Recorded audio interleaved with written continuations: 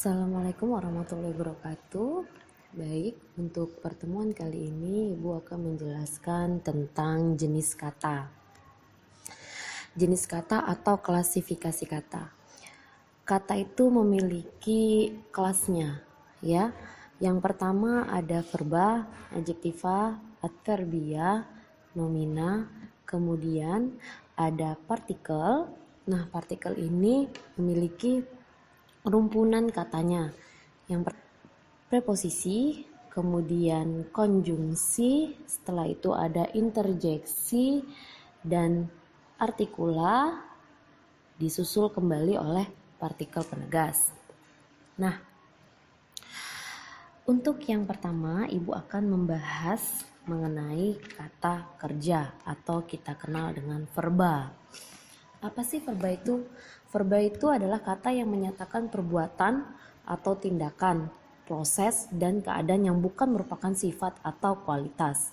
Kata kerja pada umumnya berfungsi sebagai predikat di dalam kalimat. Nah, ada contoh katanya nih, berupa tulis, pergi, bicara, lihat, menulis, berpergian, berbicara, melihat. Nah, contoh kata tersebut itu merupakan contoh kata kerja. Kenapa? Karena di situ merupakan proses, ya, seperti menulis, pergi, bicara, itu kan semuanya butuh proses, ya. Nah, maka dia tergolong sebagai kata kerja. Nah, untuk membuktikan kata-kata tersebut adalah kata kerja, ayo kita lihat contohnya. Di sini ada kata kerja yang digabungkan dengan kata benda dan juga kata kerja yang digabungkan dengan kata sifat. Setelah kamu melihat contoh tersebut, ya, seperti tulis dengan pena, menulis dengan cepat. Nah, dia akan memiliki makna, ya, yang menjelaskan bahwa kata tulis dan kata menulis adalah proses, ya. Jadi setelah kita melihat contoh tersebut, kata kerja yang dihubungkan dengan kata benda dan kata kerja yang dihubungkan dengan kata sifat menghasilkan makna yang jelas dan logis, ya. Nah, jadi kata-kata tersebut tergolong ke dalam kata verba. Kata verba sendiri, ya, itu terbagi menjadi dua jenis, yaitu kata kerja asal dan kata kerja turunan. Kata kerja asal apa? Kata kerja asal adalah kata kerja dasar. Nah, kamu bisa lihat pada contoh. Di contoh tersebut ada kata tulis, pergi, bicara, lihat. Ini merupakan kata kerja dasar, ya. Nah, kalau kata kerja turunan adalah kata kerja yang mengalami atau mengalami proses afiksasi, yaitu imbuhan. Seperti kata kerja menulis, tulis, diberi imbuhan menjadi menulis, ya. Kemudian ada berpergian, kemudian juga ada berbicara dan melihat. Itu merupakan kata kerja turunan. Oke, selanjutnya kita kembali lagi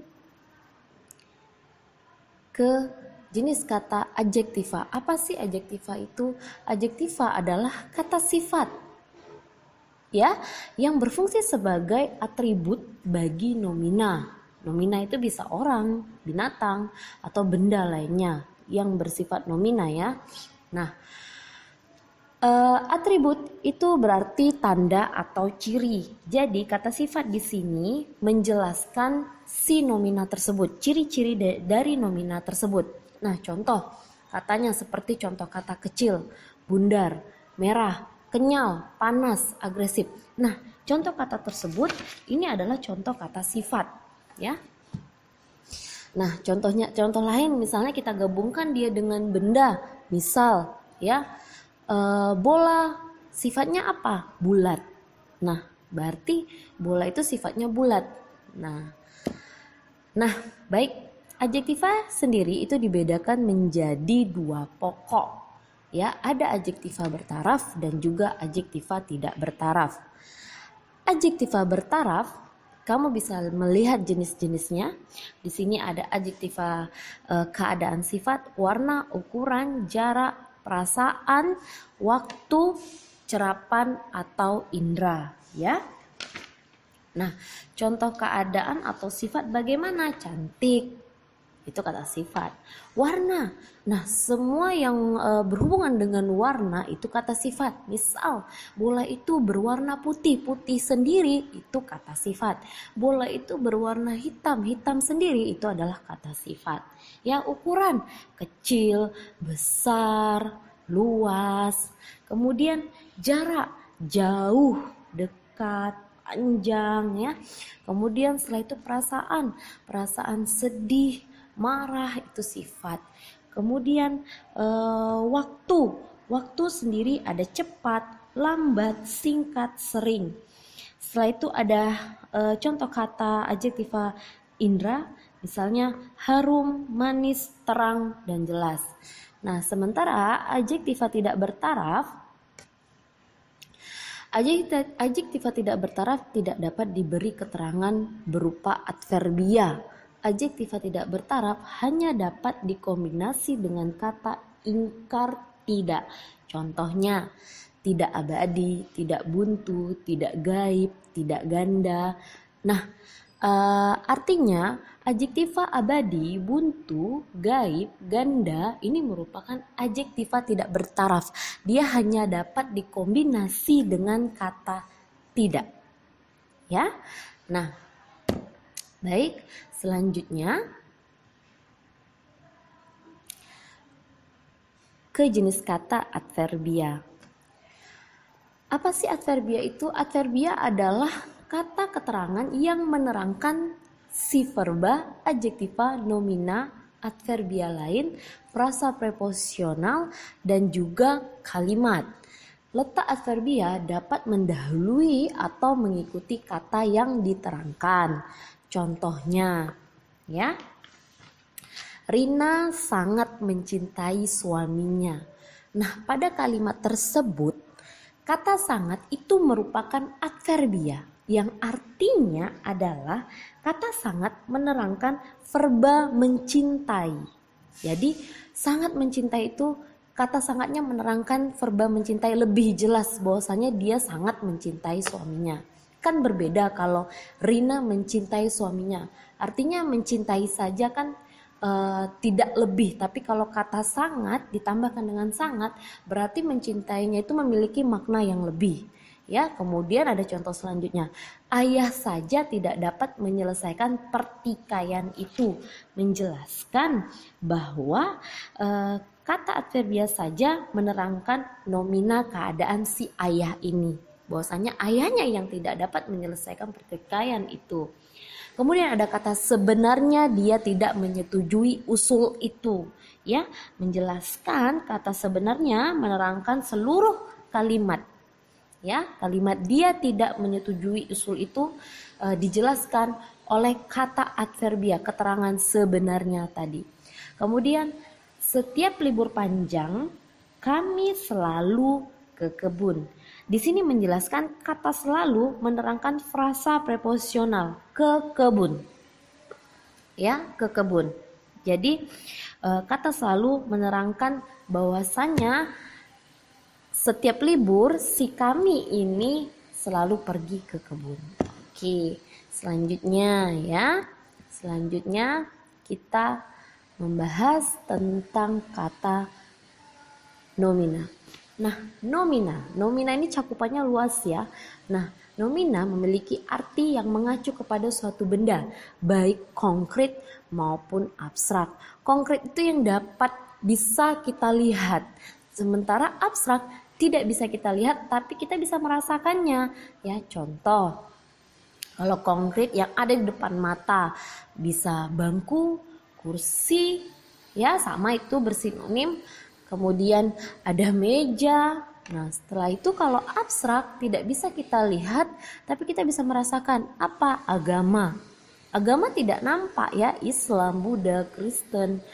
Tidak nampak, tapi kita bisa merasakan itu. Apalagi cinta. Cinta juga merupakan kata benda yang abstrak. Nah, kata benda sangat perlu dikenali karena akan berfungsi sebagai subjek, objek, atau pelengkap di dalam kalimat. Ciri-ciri kata benda, yang pertama, nomina tidak boleh diingkarkan dengan kata tidak, ya. Kemudian setelah itu, nomina atau kata benda dapat berkombinasi dengan kata sifat, ya. Nah, selanjutnya setelah itu, selain nomina, ada dua jenis kata lagi yang mengacu kepada kata benda, yaitu kata ganti pronomina dan kata bilangan. Nah, ini dua jenis kata yang mengacu kepada kata benda. Makanya dia disebut dengan pronomina dan numeralia. Pronomina sendiri terbagi menjadi 4 bagian. Yang pertama ada pronomina penanya. Pronomina penanya kita bisa kenal dengan kata tanya. Ya, kata tanya jumlahnya tidak hanya 5 tapi lebih daripada 5. Yang kita kenal 5, apa, mengapa, siapa, bagaimana, ya, kemudian kenapa. Setelah itu ada pronomina penyapa, ya. Pronomina penyapa seperti menyapa ayah, ibu, bapak, ya. Kemudian pronomina penunjuk, sana, sini, itu, ya.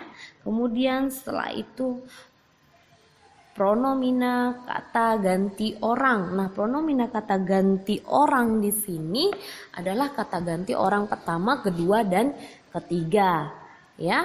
Nah, setelah itu ada kata bilangan numeralia. Kata bilangan menyampaikan fungsi untuk menghitung benda. Jadi bisa 1 sampai dengan selanjutnya atau dimulai dari minus sekali, yaitu 0, ya, sampai ke selanjutnya. Setelah itu bisa juga ke 1, kedua, ketiga, dan selanjutnya. Ya, baik. Kita lanjutkan. Partikel. Ya, tadi partikel terbagi menjadi 5 bagian, ya. Kita mulai dari preposisi. Apa sih preposisi itu? Preposisi adalah kata depan yang selalu berada di depan kata benda, kerja, sifat, atau kata keterangan. Jadi posisinya selalu berada di depan kata kerja, sifat, atau keterangan, ya. Kemudian apabila kata depan ini digabung dengan kata benda, kerja, sifat, atau keterangan, maka dia akan membentuk frasa preposisional. Nah, hal ini terjadi karena kata depan tidak memiliki makna leksikal. Nah, agar memiliki makna baru, kata depan harus dikombinasi dengan kata lainnya. Contoh, di adalah preposisi, ya. Nah, agar dia memiliki makna, ya, maka dia harus digabungkan dengan kata benda. Nah, di sini Ibu mengambil contoh kata benda. Nah, kita gabungkan dia menggunakan kata benda Makassar. Makassar itu nama tempat, ya, Nak. Jadi tempat itu termasuk kata benda, ya. Karena bisa kita lihat, ya. Nah, digabung menjadi di Makassar. Nah, setelah digabung maka akan tampak maknanya. Jadi kalau di saja dia tidak memiliki makna, ya. Nah, tapi apabila digabung maka tampak jelas maknanya. Nah, setelah digabung seperti ini disebut dengan frasa preposisional, ya, atau frasa kata depan. Nah, aturan penulisan kata depan, ini contoh yang dasar sekali. Contoh kata di, ke, dari. Jika ia menyatakan tempat, maka penulisannya harus dipisah dari kata yang berada di belakangnya atau tempat yang dimaksud, nih pada contoh di Makassar. Nah, penulisannya harus dipisah. Kalau digabung, dia tidak akan memiliki makna, ya, berubah lagi jadinya. Nah, kenapa kata depan ini harus dipisah? Untuk menimbulkan makna yang baru dan logis, ya. Nah, jadi kalau seandainya ketemu kata di, ke yang digabung, contoh dimakan, nah di-nya itu bukanlah preposisi melainkan imbuhan. Ya, itu pembeda antara di, ke, dari preposisi atau kata depan dengan di, ke, dari imbuhan, ya. Nah, di sini ada contohnya. penulisannya yang harus dipisah ya. Ani lahir dan besar di Tanjung Pinang itu harus dipisah. Kakak akan berangkat ke Jakarta harus dipisah ke-nya. Kemudian ayah pulang dari Batam tadi sore. Jadi penulisannya harus dipisah. Oke, di sini ada contoh kata depan. Bisa dilihat ya contohnya, contoh-contoh dari kata depan yang dasar sekali, yang sering sekali kita gunakan, apalagi saat kita berinteraksi ya. Jadi untuk kata depan seperti ini penulisannya tidak boleh digabung, harus dipisah. Oke, selanjutnya konjungsi. Konjungsi ini juga merupakan kata yang luas sekali apabila dibahas, tapi di sini Ibu hanya ringkas saja ya. Nah, konjungsi adalah kata yang berfungsi menghubungkan dua kata atau dua kalimat. Jadi fungsinya bisa menghubungkan antar kata, juga bisa menghubungkan dua kalimat ya. Nah, itu biasanya jadinya nanti kalimat majemuk setara ataupun kalimat majemuk bertingkat ya. Nah, adapun contoh konjungsi yang sering sekali digunakan bisa dilihat dari kalimat berikut. Nah, kita bisa lihat ya, ini sering sekali digunakan dan, kalau, atau, karena, melainkan, ini konjungsi-konjungsi dasar ya nak. Nah, jenis konjungsi sendiri itu terbagi menjadi 3 bagian. Ada konjungsi intrakalimat, konjungsi antar kalimat, konjungsi antar paragraf. Kemudian konjungsi berdasarkan fungsinya ada 18 jenis konjungsi. Ya, nah inilah contoh-contoh konjungsi. Kamu bisa cari nantinya lebih dalam mengenai contoh-contohnya ya. Dari ke-18 ini, setiap konjungsinya itu memiliki contoh-contohnya. Oke, yang bisa digunakan di intrakalimat, antar kalimat, atau antar paragraf. Selanjutnya ada interjeksi. Apa sih interjeksi itu? Nah, interjeksi ini adalah kata tugas yang dipakai untuk mengungkapkan seruan hati seperti rasa kagum, sedih, heran, dan jijik. Kata seru dipakai di dalam kalimat seruan atau kalimat perintah. Interjeksi ini juga kita kenal dengan kata seru ya. Nah, baik, ada sedikit kendala ya, baterai laptopnya lowbat. Nah, contohnya, kamu bisa lihat, ini kata-kata yang sering sekali kita gunakan sehari-hari, apalagi ya secara lisan. Ayo, aduh, ih, sial, astaga, wah. Nah, secara tidak langsung ini adalah kata-kata seru atau kata interjeksi. Ya, nah kata seru atau kata interjeksi ini juga dengan ekspresi biasanya kita menyebutkannya ya. Nah, selanjutnya ada artikul. Apa sih artikula itu? Ya, artikula adalah kata tugas yang membatasi makna jumlah orang atau benda. Ada 3 jenis artikula. Yang pertama yang menyatakan makna tunggal, kemudian menyatakan makna jamak, dan yang ketiga menyatakan makna netral. Nah, contohnya kita bisa lihat. Jadi kata sandang atau artikula ini kita juga kenal dengan julukannya nak ya. Nah, bisa kita lihat yang pertama ada sang ya, ini merupakan contoh kata artikula. Kemudian ada para ini jamak, artinya banyak, makanya dia jamak. Kemudian si ya, kata si kita juga sering menggunakan kata si dalam ucapan secara lisan. Nah, si ini adalah termasuk klasifikasi kata artikula atau kata sandang. Oke, selanjutnya yang terakhir adalah partikel penegas. Nah, kamu bisa lihat partikel penegas ya, pengertiannya adalah unsur-unsur kecil dari suatu benda berkaitan dengan kata tugas. Partikel yang dibicarakan di sini adalah partikel yang berfungsi membentuk kalimat tanya ya. Interogatif, kalimat tanya itu adalah kalimat interogatif, yaitu kah, ah, kemudian ditambah dengan lah yang dipakai dalam kalimat perintah dan kalimat pertanyaan deklaratif ya, serta pun Nah, di sini Ibu tidak memiringkan, tapi ini termasuk partikel. Kemudian yang hanya dipakai dalam kalimat pertanyaan. Nah, di sini bisa lihat ya Nak ya, contoh-contohnya. Apakah Bapak Ahmad selalu datang? Nih, ini bukan imbuhan tetapi merupakan partikel ya. Tapi dalam imbuhan pun ada ya. Kemudian imbuhan pun juga ada. Sama seperti preposisi tadi ya, ada di, ke, dari, ada yang dia di dalamnya imbuhan.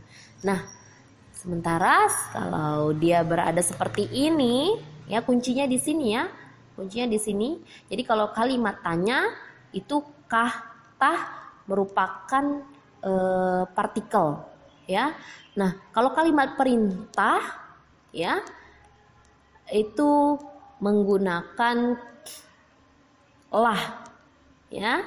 Nah, kemudian setelah itu pun ada di dalam kalimat pernyataan, ya, seperti ini.